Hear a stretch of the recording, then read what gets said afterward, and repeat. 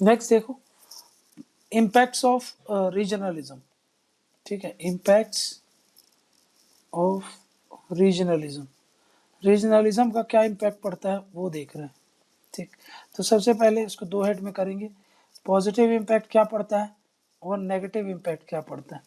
ठीक है ना, तो पॉजिटिव इम्पैक्ट्स ऑफ रीजनलिज्म समझेंगे और नेगेटिव इम्पैक्ट्स ऑफ रीजनलिज्म समझेंगे। पहला, पॉजिटिव इम्पैक्ट्स। अच्छा बताओ, पॉजिटिव इम्पैक्ट्स में मतलब ऐसे रीजनलिज्म के कारण कौन कौन से इम्पैक्ट हैं जिस जो आपको लगते हैं कि भाई ये पॉजिटिवली हो रहे हैं, समझ में क्या, जिससे हम पॉजिटिव मैनर में उसको देख सकते हैं।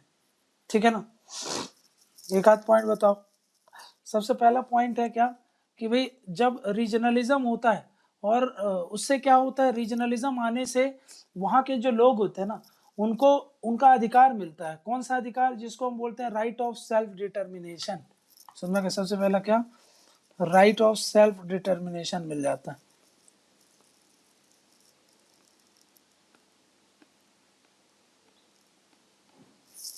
राइट ऑफ सेल्फ डिटर्मिनेशन किसको, to peoples of that region. Self determination समझते हो, अपने हिसाब से उनको एक आइडेंटिटी मिलती है, अपने हिसाब से वो गवर्न कर सकते हैं, उनका सेज बहुत ज्यादा हो जाएगा। समझ में क्या ना, उस प्रोसेस ऑफ डेवलपमेंट में। ठीक है ना, नेक्स्ट क्या बोल रहा हूं मैं, नेक्स्ट क्या होगा, ये क्या करता है, जो फेडरल सेंटिमेंट्स हैं उसको एकोमोडेट कर रहा है कि नहीं कर रहा है। ठीक है ना, अगर ऐसा करेगा, देखो रीजनलिज्म है तो रीजन्स, ये रीजनलिज्म है, ये अलग अलग रीजन अपने अपने सेंटिमेंट्स बता रहे हैं, अपने अपने ग्रीवेंसेस है उसको बता रहे हैं, है ना। ये क्या है, इनके सेंटिमेंट्स है, ये रीजन के एस्पिरेशंस हैं। ठीक है, ये सेंटिमेंट्स हैं। जब इन सेंटिमेंट्स को अगर आप बेटर तरीके से एकोमोडेट कर रहे हो, है ना, एकोमोडेट कर रहे हो मतलब क्या कर रहे हो, आप उनको समय रहते सॉल्व कर रहे हो, तो आपको नहीं लगता कि रीजनलिज्म इस कारण, रीजनलिज्म के कारण नेशन बिल्डिंग होगी बेटर तरीके से। तो हाँ, क्या होगा, regionalism regionalism plays important role in nation building. कैसे, अभी मैंने आपको बता दिया कैसे, तो by accommodating the federal sentiments of the regions, है ना, तो उस केस में नेशन बिल्डिंग और अच्छे तरीके से होती है। लेकिन ये तब होगी जब आप उनके सेंटिमेंट्स को एकोमोडेट करोगे। अगर एकोमोडेट नहीं करोगे तो फिर तो वो सिसेशन की तरफ चढ़ जाएगा, है ना, वो अलग होने की बात करने लगेंगे, फिर वो थ्रेट हो जाएगा। ठीक है ना, ठीक है, मतलब ये बोल सकते हैं कि इससे बेटर इंटीग्रेशन ऑफ पीपल आएगा और उससे क्या होगा, बेटर गवर्नेंस आएगा। हाँ ठीक है, थर्ड पॉइंट में आप बोल सकते हो कि भाई हम सिर्फ रीजनलिज्म को नेशनल इंटरेस्ट के अगेंस्ट नहीं देख सकते, क्योंकि भाई रीजनलिज्म के कारण क्या होता है, बेटर इंटीग्रेशन ऑफ पीपल होता है इन और ओवरऑल गवर्नेंस में थोड़ा सा इंप्रूवमेंट आता है। तो यहाँ पे लिख लो, regionalism ensures better integration of people। उसी के साथ साथ रीजनलिज्म किस चीज को दम देता है, ensures गुड गवर्नेंस। क्योंकि रीजनलिज्म आएगा तो रीजनल पॉलिटिक्स आएगी, रीजनल पॉलिटिक्स आएगा तो फिर वो आपको वो करेंगे ना, बोलेंगे कि भाई आप ये करो, नहीं तो फिर सरकार को भी पता है कि अगर ये सब नहीं करेगी तो फिर गड़बड़ हो सकता है, वो काउंटर प्रोडक्टिव हो सकता है, इसलिए सरकार का ध्यान वहाँ पे चला जाता है। तो उससे क्या होगा, फिर गुड गवर्नेंस जैसी चीजें आ जाती। ठीक है ना, तो मैं ये बोल सकता हूँ, ये है देखो रीजन, नेक्स्ट पॉइंट समझ लो, ये रीजन है और ये है आपका जिसको मैं बोलूँ नेशनल इंटरेस्ट। नेशनल इंटरेस्ट, और इस रीजन का क्या होगा, रीजनल इंटरेस्ट, रीजनल एस्पिरेशन बोल लो, इंटरेस्ट बोल लो। ठीक, क्या करेगा ये, रीजनलिज्म इन दोनों को जोड़ के रखता है।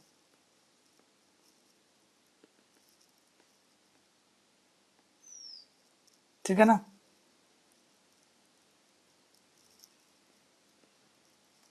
ठीक, रीजनलिज्म इनको जोड़ के रखता है। प्लस एक चीज और समझो कि भाई जो रीजनलिज्म है वो बढ़ावा देता है आपका कॉम्पिटिटिव फेडरलिज्म को, समझा क्या ना। इट ब्रिंग्स, ये नेक्स्ट पॉइंट है, इट ब्रिंग्स कॉम्पिटिटिव फेडरलिज्म।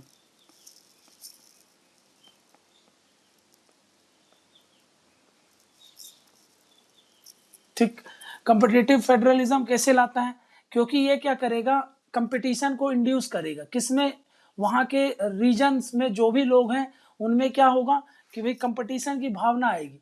जब कंपटीशन की भावना आएगी काहे को लेकर के, उस रीजन के जो लोग हैं उनके स्टेटस को इम्प्रूव कराने के लेकर के, उनके लिए बेटर सर्विसेज अपॉर्चुनिटीज प्रोवाइड करने के लिए, उनमें ज़्यादा से ज़्यादा डेवलपमेंट लाने के लिए, समझेगा। तो ऐसे में क्या होगा कि हर स्टेट क्या करेगा भाई, अपने जो रिसोर्सेस हैं उनका बेटर यूटिलाइजेशन करवाएगा, ज़्यादा से ज़्यादा इंडस्ट्री सेटअप करवाएगा, इंफ्रास्ट्रक्चरल फैसिलिटीज़ लाएगा।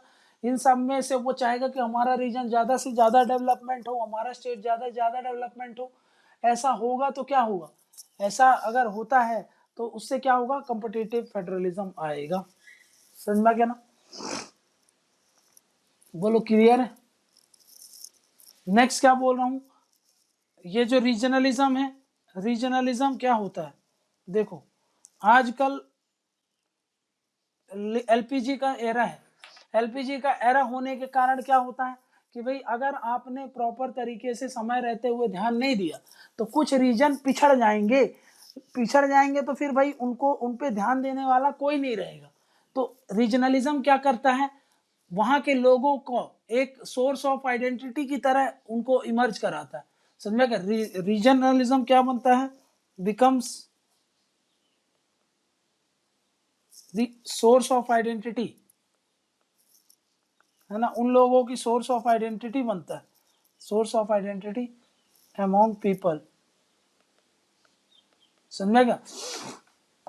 क्यों, क्योंकि इन जो भी आइडेंटिटी, जो भी ये लोगों की आइडेंटिटी है उसको अगर हम बेटर तरीके से अकोमोडेट करेंगे, समझ में आएगा, तो उससे क्या होगा, एक हम जो socio cultural fabric of India है उसको हेल्दी बना पाएंगे और उसको मेंटेन रख पाएंगे, समझ में आएगा। क्यों, क्योंकि भाई वहां पे जो एलपीजी का समय है, क्योंकि इंफॉर्मेशन डिफ्यूजन बहुत तेज से होता है, यहाँ पे कल्चरल लैग हो जाएगा, यहाँ पर आप पीछे रह जाओगे, फिर उससे क्या होगा, रीजनल पॉलिटिक्स आएगी, रीजनल पॉलिटिक्स आएगी और वो अगर चैनलाइज नहीं की, रीजनल उनके जो लोगों के इंटरेस्ट हैं, लोगों के जो एस्पिरेशंस हैं उसको हमने अगर अकोमोडेट नहीं किया तो फिर वो गड़बड़ हो सकता है।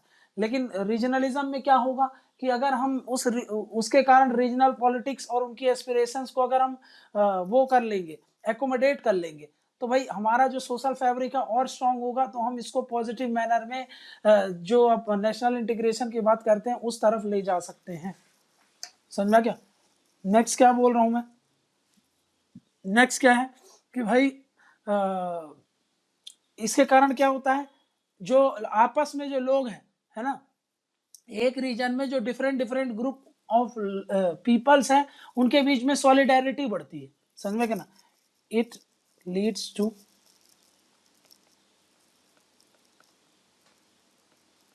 solidarity in the particular region,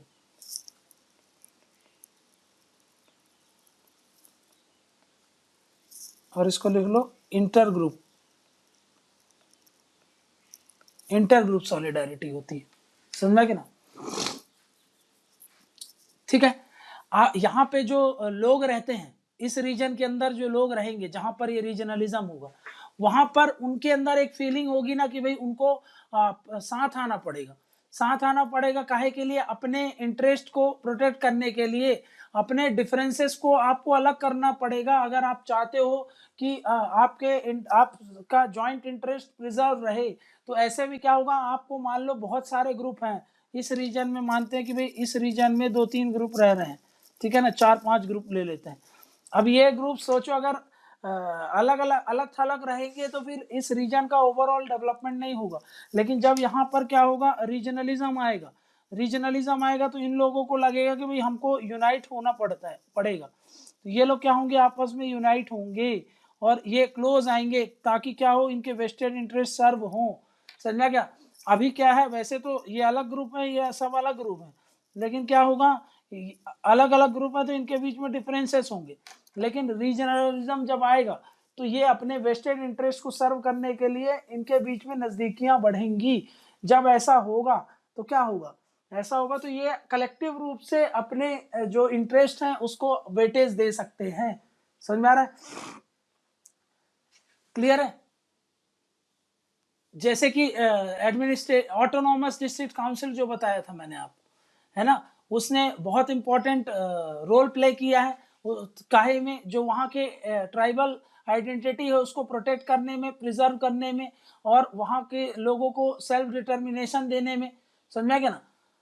इसके कारण क्या होता है, इसके कारण ये होता है कि भाई अगर आपने इनको बेटर तरीके से, जैसे एग्जांपल बता रहा हूँ आपको मैं, ऑटोनॉमस डिस्ट्रिक्ट काउंसिल, उसने, आपको पता है ना, इन ट्राइबल जो नॉर्थ ईस्ट में थे, हमने देखा था 6 शेड्यूल में, 6 शेड्यूल एरियाज में, उसमें क्या होगा कि भाई ये बेटर तरीके से काम करते हैं ना, उनकी सेल्फ डिटर्मिनेशन को और उनकी जो आइडेंटिटी है, ट्राइबल आइडेंटिटी, उसको प्रिजर्व करके, समझ में क्या, उनको क्या करते हैं, एक डेमोक्रेटिक प्लेटफॉर्म देते हैं।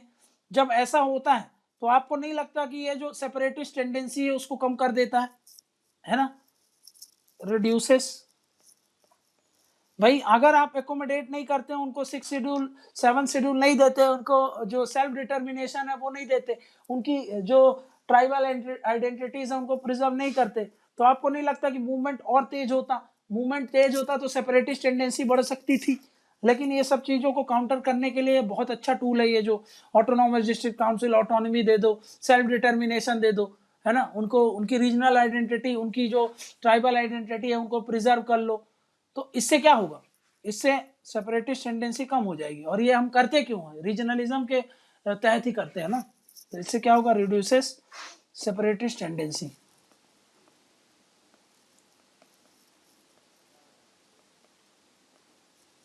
रिड्यूस करेगा कि नहीं करेगा, आप खुद सोचो। और अगर जब आप पहले से ही इन सब चीजों को एकोमोडेट कर लोगे, सेल्फ इंटरेस्ट दे दोगे उनको, है ना, सेल्फ डिटर्मिनेशन दे दोगे उनको, उनकी रीजनल आइडेंटिटी को प्रिजर्व कर लोगे, तो आपको नहीं लगता कि इससे जो पॉलिटिकल एक्सट्रीमिज्म जो स्टेट में बढ़ रहा था वो हम रिड्यूस कर देंगे? हाँ, इसके कारण क्या होगा, जो reduces political extremism in the state, है ना, जो पॉलिटिक्स चल रही थी, और जो पॉलिटिक्स, और हो सकता था कि अगर एकोमोडेट नहीं करते तो इन सब चीजों को एक्सेंचुएट कर देता। बट हम क्या कर रहे हैं, रीजनलिज्म, जब उनके एस्पिरेशंस को हम थोड़ा सा ध्यान देते हैं तो उससे क्या होता है, उससे हम ये सेपरेटिस्ट टेंडेंसी को भी कम कर सकते हैं, पॉलिटिकल एक्सट्रीमिज्म को भी कम कर सकते हैं। बोलो done.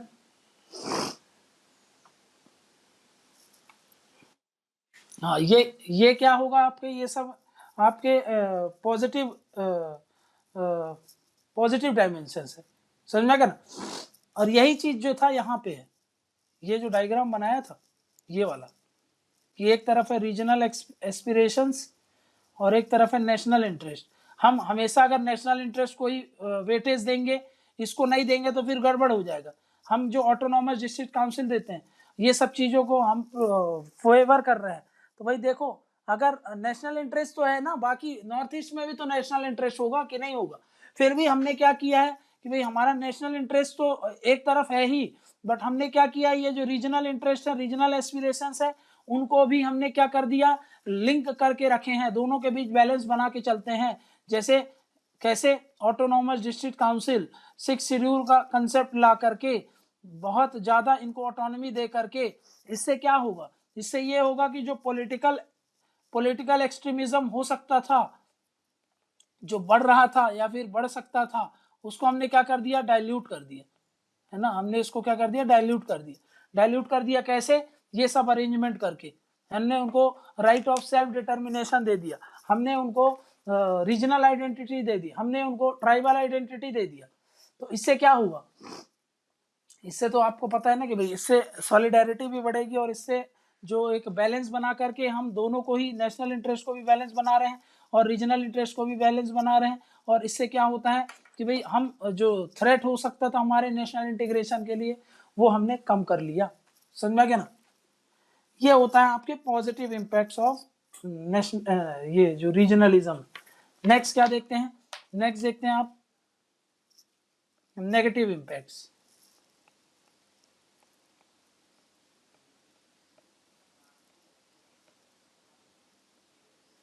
Negative impacts of regionalism, clear है। नेक्स्ट क्या बोल रहा हूं, यहां पर पहला पॉइंट क्या हुआ, आपको लगता है कि ये थ्रेट हो सकता है डेवलपमेंट प्रोग्रेस के लिए और यूनिटी ऑफ द नेशन के लिए। हाँ बिल्कुल हो सकता है, कैसे होगा भी आपको बताता हूं। Regionalism can lead to threat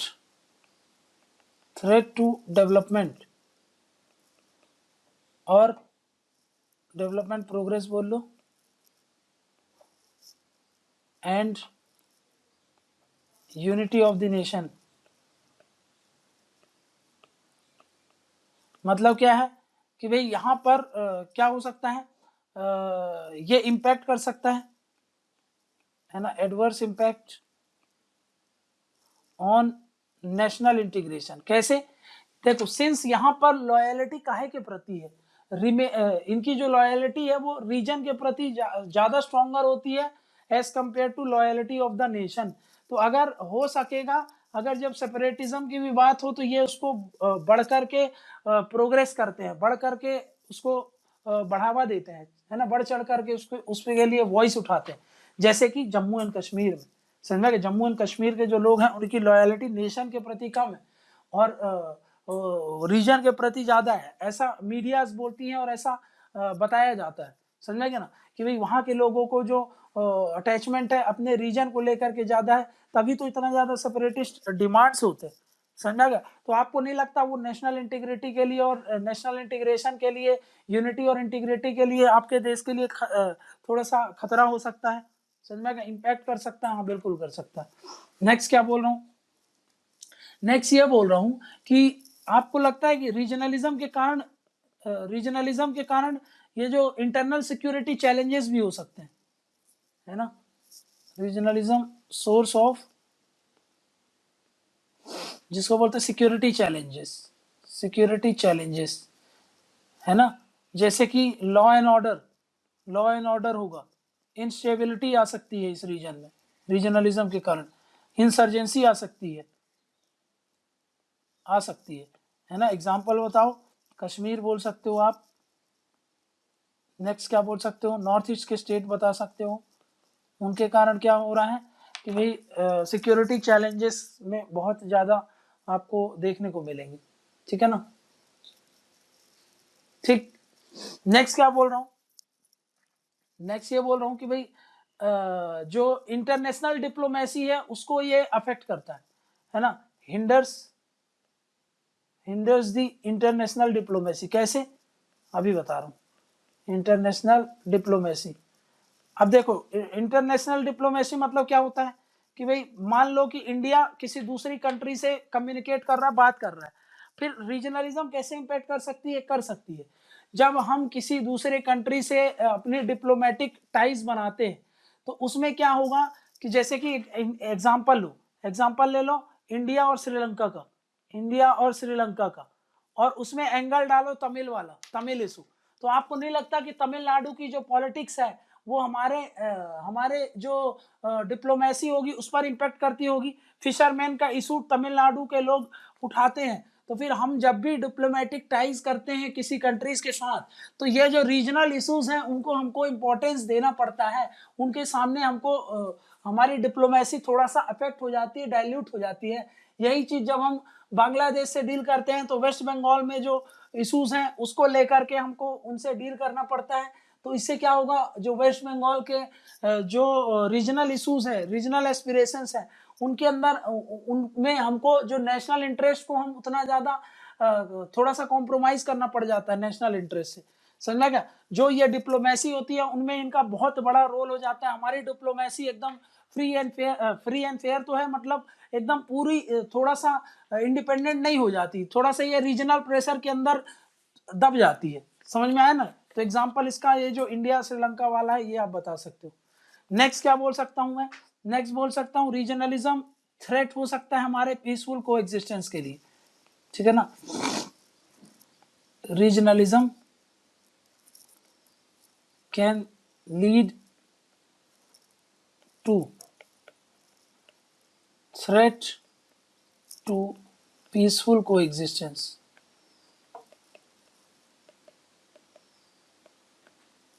ठीक, नेक्स्ट क्या बोल रहा हूं, रीजनल डिमांड्स आपको लगता है कि ओवरऑल पॉलिसी मेकिंग को अफेक्ट करती होगी? हाँ करती है। जो रीजनलिज्म है या फिर जो रीजनल डिमांड्स हैं, regional demands and regional politics, ये क्या करती होंगी, ये इंटरफेयर करती होंगी कि नहीं करती होंगी? Interferes in overall policy making, है ना। सरकार जो भी पॉलिसी बनाती है उसमें बहुत ज़्यादा इंटरफेरेंस हो जाता है रीजनल डिमांड्स का, रीजनल पॉलिटिक्स का। एट टाइम्स तो गवर्नमेंट झुक जाती है भाई इन रीजनल डिमांड्स और इन रीजनल पॉलिटिक्स पर, खास करके तब जब कोलिशन गवर्नमेंट होती है, जब की बात कर रहा हूँ, समझेगा। तो इसमें याद रखो, याद करो, मैंने आपको जब इलेक्शन वाला चैप्टर पढ़ाया था तो उसमें क्या बोला था कि इमरजेंस ऑफ रीजनल पार्टीज, है ना। आजकल देखो इमरजेंस ऑफ रीजनल पार्टीज हो रहे हैं। रीजनल पार्टीज के कारण क्या होता है, इनका जो से है वो बढ़ा हुआ है, काहे में, नेशनल पार्टीज पर, है ना, नेशनल पार्टीज पर। तो इनका ये जो रीजनल पार्टीज होती हैं, ये आपको नहीं लगता कि जब इनके साथ खास करके जब मान लो कि कोलिशन गवर्नमेंट वगैरह बनाती है तो इन पर बहुत ज्यादा प्रेशर रहता होगा कि नहीं रहता होगा? हाँ प्रेशर बहुत ज्यादा हो। ये प्रेशर काहे को लेकर के रहता होगा? ये रीजनल डिमांड्स को लेकर के, रीजनल पॉलिटिक्स को लेकर के, रीजनल एस्पिरेशंस के लिए। तो भाई जब आप पॉलिसी बनाएगी नेशनल गवर्नमेंट तो आपको नहीं लगता उस पॉलिसी में इंटरफेरेंस बढ़ेगा कि नहीं बढ़ेगा? बिल्कुल बढ़ेगा, समझ में आ गया ना।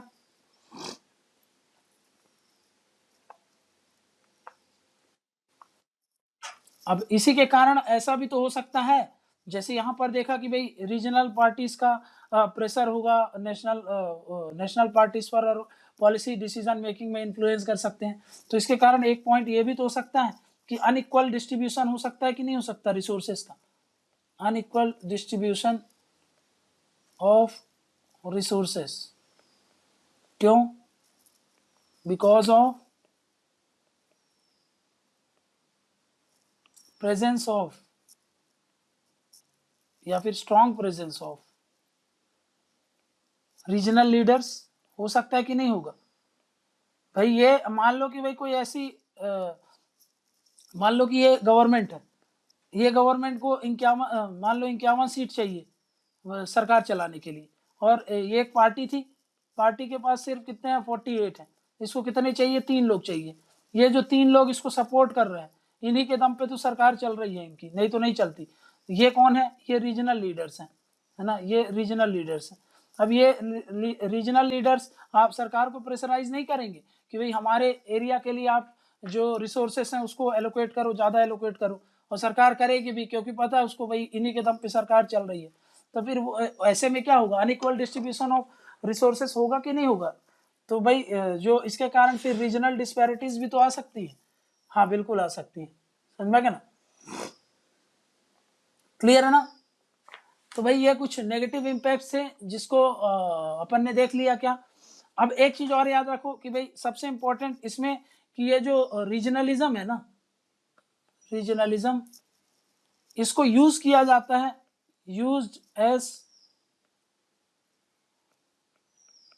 वोट बैंक टूल, है ना, बाई पॉलिटिकल पार्टीज, उनके द्वारा इसको यूज किया जाता है। ये क्या है कि भाई हमारी जो एसेंस ऑफ डेमोक्रेसी है उसके अगेंस्ट जाता है, समझा गया ना, क्योंकि इसको यूज वोट बैंक पॉलिटिक्स की तरह इसको यूज किया जाता है। तो फिर वो जो ट्रू डेमोक्रेसी, जो डेमोक्रेसी के जो एसेंस हैं वो फुलफिल नहीं हो पाते, उनसे ये अगेंस्ट रहता है। बस ये बात थोड़ा सा और याद रखना। नेक्स्ट क्या बोल रहा हूँ, जो डेवलपमेंट प्लान्स होंगे वो अनइवनली इंप्लीमेंट होंगे, समझा क्या? क्यों? क्योंकि भाई सरकार को क्या लगेगा कि रीजनलिस्ट को कर्व करना है ना, सेसेशनिस्ट डिमांड्स को कर्व करना है, तो ये जो डेवलपमेंट होगा, डेवलपमेंटल प्लान होगा, उसको अनइवन सरकार इंप्लीमेंट करेगी, है ना, और उससे क्या होगा, अनबैलेंस डेवलपमेंट होगा कि नहीं होगा? क्या बोल रहा हूं मैं, देखो यहाँ पे मैं बोल रहा हूँ कि ये जो डेवलपमेंट प्लान्स हैं, डेवलपमेंट प्लान्स, इसका इंप्लीमेंट कैसा होगा, इसका इंप्लीमेंटेशन होगा अनइवन। क्यों ऐसा? इसलिए होगा ताकि वो क्या करे, टू कर्ब जिसको हम बोल रहे हैं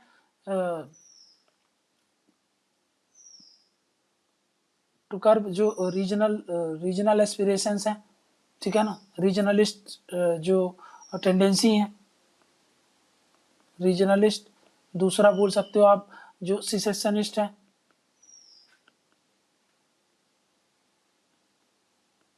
सिसेशनिस्ट जो डिमांड्स हैं, है ना, इसको कर्व करने के लिए। तो इसके कारण क्या होगा, इसके कारण अनइवन और अनबैलेंस डेवलपमेंट आएगा कि नहीं आएगा? अनइवन एंड अनबैलेंस्ड डेवलपमेंट आएगा, ठीक है ना। वही मैं बोल रहा हूं कि जब मान लो कि भाई जब एजिटेशन क्या होते हैं, जो एजिटेशन किए जा रहे हैं रीजनल डिमांड्स को सेटिस्फाई करने के लिए, तो उन एजिटेशन के कारण आपको पता लॉ एंड ऑर्डर की सिचुएशन डिस्टर्ब हो जाएगी, समझा क्या? इसके कारण वायलेंस वगैरह भी प्रमोट किया जाता है। वही मैंने आपको बोला था कि सिक्योरिटी चैलेंजेस के लिए ये थ्रेट हो सकते हैं, समझा क्या? एक और चीज होता है जिसको मैं बोल रहा हूँ, बहुत इंपॉर्टेंट पॉइंट है कि भाई ये जो रीजनलिज्म है ना, कि ये जो एक्सटर्नल फैक्टर्स होते हैं उनको एक लीवे प्रोवाइड कर देते हैं, समझ में? It can give leeway to external factors. External factors कौन होते हैं? एक्सटर्नल फैक्टर्स मतलब जैसे टेररिस्ट ग्रुप हो सकते हैं, है ना, एक्सट्रीमिस्ट ग्रुप होते हैं, वो आपका उनको एक मौका मिल जाते हैं आपके रीजनल इश्यूज पर इन्वॉल्व होने का और वहां पर डिसरप्शन क्रिएट करने का। क्यों? ताकि कैसे करते हैं वो, यहाँ के जो मासेस होते हैं उनको इंसाइट करके, है ना, समझ में आ गया ना। तो भाई याद रख लेना कि क्या होता है कि इसके कारण, रीजनलिज्म के कारण एक्सटर्नल फैक्टर्स का रोल बढ़ सकता है, वो इन्वॉल्व हो सकते हैं रीजनल इश्यूज में और वहां पर डिसरप्शन क्रिएट कर सकते हैं। कैसे? वहां के जो लोग होते हैं उनको इंसाइट करके, समझ में आ गया ना। तो भाई ये कुछ नेगेटिव एस्पेक्ट्स थे किसके, रीजनलिज्म के। अब देखते हैं क्या रीजनलिज्म थ्रेट होता है क्या नेशनल इंटीग्रेशन के लिए? Is regionalism a threat to national integration? बताओ भाई। हाँ देखो मैं क्या बोल रहा हूँ, रीजनलिज्म को हम कैसे देख रहे हैं, एक डिसइंटीग्रेशन फोर्स की तरह देख रहे हैं कि ये एक डिसइंटीग्रेटिंग फोर्स है, समझ में क्या ना। और हम ये समझते हैं कि रीजनलिज्म हमारे थ्रेट के लिए, हमारे जो नेशनल इंटरेस्ट हैं उसके उसको अपोज करने के लिए होता है, बट ऐसा नहीं है, समझा क्या ना, कि रीजनलिज्म सिर्फ रीजनलिज्म को हम ऐसा नहीं बोल सकते कि वो डिसइंटीग्रेटिंग फोर्स। अभी मैंने आपको क्या देखा था कि वो सॉलिडेरिटी भी तो बढ़ा रहा है ना, वो सॉलिडेरिटी भी तो बढ़ा रहा है। तो भाई हम ऐसा नहीं बोल सकते कि सिर्फ ये एक डिसइंटीग्रेटिंग फोर्स है, ये सिर्फ अपोज करता है नेशनल इंटीग्रेशन को। ये दोनों एक साथ एग्जिस्ट हो सकते हैं, समझ में क्या ना, मतलब both can exist together in creative partnership. Regionalism भी और नेशनलिज्म भी दोनों एक साथ एग्जिस्ट हो सकते हैं। दोनों का ही एम क्या है अल्टीमेटली, आप बताओ? दोनों ही किस चीज को फेवर करते हैं, दोनों ही फेवर करते हैं आपका डेवलपमेंट को। नेशनल इंटीग्रेशन भी इसलिए होता है कि डेवलपमेंट आए तभी नेशनल इंटीग्रेशन इंश्योर होगा, इसलिए नेशनल इंटीग्रेशन के लिए डेवलपमेंट नेसेसरी है। और रीजनलिज्म भी किस लिए स्ट्रेस करता है, डेवलपमेंट ऑफ द रीजन। और नेशनल इंटीग्रेशन क्या बोलता है, development of the nation as a whole, है ना भाई। वही मैं बोल रहा हूँ कि भाई दोनों का ही अल्टीमेट ऑब्जेक्टिव क्या है, डेवलपमेंट है, समझ में क्या ना। तो भाई तो उसमें क्या होगा, जब दोनों का ही यही अल्टीमेट ऑब्जेक्टिव है तो और दोनों ही एक साथ एग्जिस्ट हो सकते हैं, समझ में क्या। रीजनलिज्म डिसरप्टिव नहीं है नेशनल सॉलिडेरिटी के लिए, समझ में क्या भाई। अभी हमने क्या देखा कि रीजनलिज्म अगर उसको चैनलाइज कर दिया गया, उनके एस्पिरेशंस को अगर हम समय रहते अगर वो करते हैं, एकोमोडेट कर लेते हैं, तो हमने देखा था कि इससे नेशनल इंटीग्रेशन और बढ़ता है, समझ में क्या। क्योंकि भाई उनके बीच में सेंस ऑफ बिलोंगिंगनेस और आएगी, क्योंकि उनकी ग्रीवेंस को प्रॉपरली एड्रेस किया जाता है, समझ में क्या ना, क्लियर है ना। एक हेल्दी रिकंसिलिएशन बनती है अगर किसके बीच में, रीजनलिज्म और नेशनलिज्म के बीच में, है ना। जो रीजनल एस्पिरेशंस है और नेशनल एस्पिरेशंस हैं, दोनों अगर हैंड इन हैंड चलते हैं और दोनों जो नेशनलिज्म है वो एकोमोडेट करेगा अगर आपको रीजनलिज्म को, तो ये तो फेडरलिज्म को और ज्यादा स्ट्रॉन्गर बनाता था। अभी तो हमने यही समझा है ना, ठीक है ना। ये रीजनल आइडेंटिटीज जो होती हैं उसको आप प्रॉब्लमेटिक मत बनाओ ना, उनको प्रॉब्लमेटिक नहीं बनाना है, उनके जो भी एस्पिरेशन है उनको एकोमोडेट करना है, समझ में क्या ना। जब आप एकोमोडेट करोगे उनको तो उनके अंदर क्या होगा, एक इक्वल पार्टनरशिप, इक्वल उनका जो शेयरिंग होगा हर इश्यूज को लेकर के, वो सब चीजें बेटर तरीके से होंगी। बेटर तरीके से होंगी तो भाई जो रीजनल कम्युनिटीज हैं, जो सेल्फ डिटर्मिनेशन मिलेगा, रीजनल आइडेंटिटीज मिलेगी, वो तो उनके लिए तो और बेटर तरीके से ग्रीवेंस को रिड्रेस किया जा रहा है। जब जितना बेटर तरीके से किया होगा तो उतना ज्यादा सॉलिडारिटी बढ़ेगी और उसके कारण क्या होगा, आपको क्या होगा, नेशनल इंटीग्रेशन के लिए वो अच्छा होगा। एक चीज और बताओ, इससे रीजनलिज्म के कारण डिसेंट्रलाइजेशन भी तो होगा, है ना। ऑटोनॉमी मिलती है वहां के रीजन्स के लोगों को, है ना। जो सेंट्रलाइजेशन टेंडेंसी है वो रिड्यूस होती है किसी भी नेशन में, है ना। पावर शिफ्ट होता है सेंटर से स्टेट की तरफ, सेंटर से रीजन की तरफ, समझाएगा। इससे क्या होगा, इससे क्या होगा, किस फॉर्म में पावर सेंटर मतलब शिफ्ट होता है। जैसे मैंने आपको बताया था कि 6 शेड्यूल हो गया, 5th शेड्यूल जैसी कंसेप्ट हो गए, ऑटोनॉमस रीजनल काउंसिल हो गए, सेपरेट स्टेट बना दिए। तो इनसे क्या होता है, देखो रीजनलिज्म और फिर उसके बाद सब रीजनलिज्म, ठीक है ना। ये इसको हम क्या करते हैं, देखो ये तो हमारे देश में होगा ही होगा, क्योंकि हमारे देश की इतनी वास्ट डाइवर्सिटी है, तो regionalism is bound to happen, सब regionalism is bound to happen. इस केस में जब हमको पता है ये सब होगा ही होगा, और अगर हम इनके जो भी एस्पिरेशंस रहते हैं, जो सेंटिमेंट्स हैं, उसको अगर हम एकोमोडेट कर रहे हैं, समझ में, एकोमोडेट कर ले रहे हैं, तो इससे क्या हो रहा है, हम उनको जितना ज्यादा सेल्फ डिटर्मिनेशन देंगे, रीजनल आइडेंटिटीज को प्रिजर्व कर रहे हैं, है ना, उनके जो ट्राइबल आइडेंटिटीज हैं उसको महत्व दे रहे हैं, तो इससे क्या होगा, जो नेशनल सेंटिमेंट्स होंगे और अच्छे से इमर्ज होकर आएंगे, समझ में। और जो हम नेशन स्टेट की बात कर रहे हैं वो और अच्छे से हम ये नेशन स्टेट का जो कंसेप्ट है उसको बेटर तरीके से उसको समझ सकते हैं, ठीक है ना, ठीक है ना।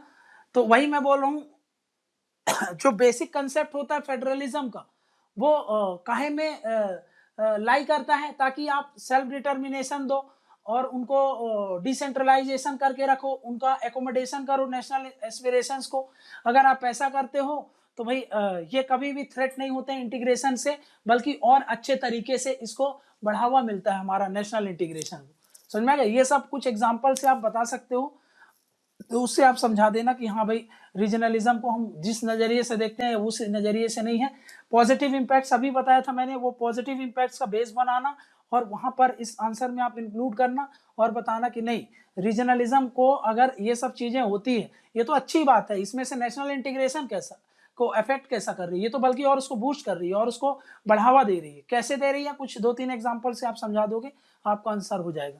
तो ये हो गया आपका जो is regionalism a threat to national integration, तो उसमें आंसर देखा कि नहीं, क्योंकि हम उसको एकोमोडेट कर रहे हैं, सेल्फ डिटर्मिनेशन दे रहे हैं, तो इससे जो सिसेशनिस्ट टेंडेंसी है वो तो रुक जाती है ना। वो एक तरीके से ये उसकी तरह काम कर रहा है, एक तरीके से ये ट्रांजिशन फेज की तरफ काम कर रहा है कि भाई अगर रीजनलिज्म नहीं होगा तो, बल्कि अगर उनको एकोमोडेशन नहीं किया जाएगा तब जाकर के वो सिसेशनिस्ट टेंडेंसी और थ्रेट टू नेशनल इंटीग्रेशन होगा। लेकिन अगर हम इसको एकोमोडेट कर रहे हैं, सेल्फ डिटर्मिनेशन दे रहे हैं, रीजनल आइडेंटिटीज, ट्राइबल आइडेंटिटीज को प्रिजर्व कर रहे हैं, तो वो और स्ट्रेंथन करता है हमारे नेशनल इंटीग्रेशन को और नेशनलिज्म को। समझ में आ गया?